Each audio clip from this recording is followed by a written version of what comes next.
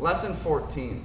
In lesson 14, we're going to cover 3 techniques when our opponent starts to drive to the half guard. Now, he could start to drive to the half guard by pinning your leg from the De La Riva guard and working in the half guard. So the first thing you want to know about half guard is never let your opponent get in tight on you. As he's starting to drive into you, you want to make a frame here. You never start the half guard completely flattened out. So you want to recognize the value of keeping him away. Now, I'm going to keep my right arm in his bicep or right here on his wrist. You can even grab the sleeve if you want. And this one here is going to cup his shoulder. Now, this will keep him away sufficient enough. If he's driving into me aggressively, I'm also going to put the tip of my knee in on his hip.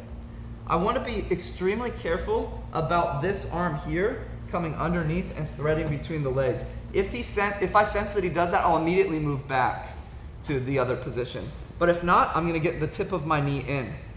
And I'm going to quickly gate back. And I call this a gate because it's kind of like a gate opening. You see me use the term gate a lot, and that's why I use it. And I'm going to choose my time. I'm going to keep him away with these 1, 2, and 3.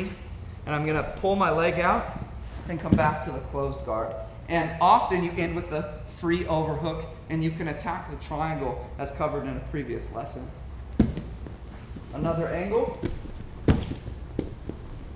Here, you start to drive in, and I keep him away. Maybe even starting with a point. If he starts to lace through, I'll come back in just the standard triangle position. I don't want him lacing through like that. If he starts to get lower towards my hips, I might even pull him in just a little bit too. I start to gate backwards, and I remove and come back to the closed guard. Now, the second technique is a very similar technique. And it's just, I'm going to switch the hooks of my half guard. Let's start on the other side here. I'm going to switch the hooks in my half guard, and I'm going to do a very similar move to the one I just showed. So here, I keep him away. But this time I have the triangle. Now he comes in a little bit tighter. That's the difference on this one. But I've still managed to keep my frame. I'm going to switch my half guard hooks right here. I'm going to kind of crank this one outward. I'm going to escape my hips and come back to the closed guard. The other opposite side.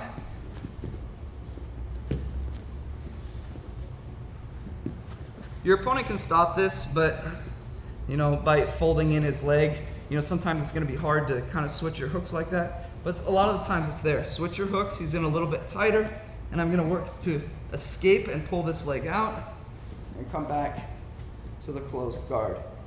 Now, the next layer beyond that is going to be when my opponent manages to get around my initial frame and he starts to he has flattened me out. So here, I got my standard triangle on the side here, and he's flattened me out. I'm going to take my left arm, and I'm going to bring it around his right arm, and I'm going to grab his belt, or any cloth, basically. I'm going to pinch in. My right hand is going to frame on his hip or his leg. Now, I'm going to escape my hips. And when I open my guard, my half guard, I want to be very careful about this leg. I need to bite very, very deep. Because if I don't, Alex is going to circle his leg, go ahead Alex, and get around it like this. And that's obviously very bad for you. So, when you open, you need to get a very good bite with this. I escape my hips, and this one that was used for the escape comes in and gets a high butterfly hook. Now, I insert my hips all the way back underneath him. This is a little bit of a counterintuitive step because you feel flattened out, but it's going to be able to rock him up and down. Now from this position, I keep my legs where they are, and I pull him forward. Use my hook to pull him forward. This makes him very light. Once he's forward, I can take this and post on the ground, not before. I pick him up with my hook, and I get the closed guard. There's obviously some hook sweeps from there, but that's the idea, getting back to the closed guard. Because I don't want to give my opponent the chance to maybe cross my legs on a hook sweep. So, I choose to not allow that. Here's another angle. He's flattened me out. He's shoulder pressuring me. I come over his arm and I come here. I grab his hip or his leg. I escape my hips with a good bite on the one that's securing the half guard. And and I insert my hips back underneath with the half butterfly. Now, I'm gonna pull him forward, and I use the leg a lot. That's why I prefer the leg. It can be done with the hip too, but I pull him forward with everything. Forward, make his head on the ground. Now, I post and come up here, and I regain the half guard. If he doesn't feel light, you're not pulling him forward enough. Once again, my goal from the half guard to regain the closed guard. If you can always channel your opponent into where you're the best, your strong point, you're gonna have a lot more success.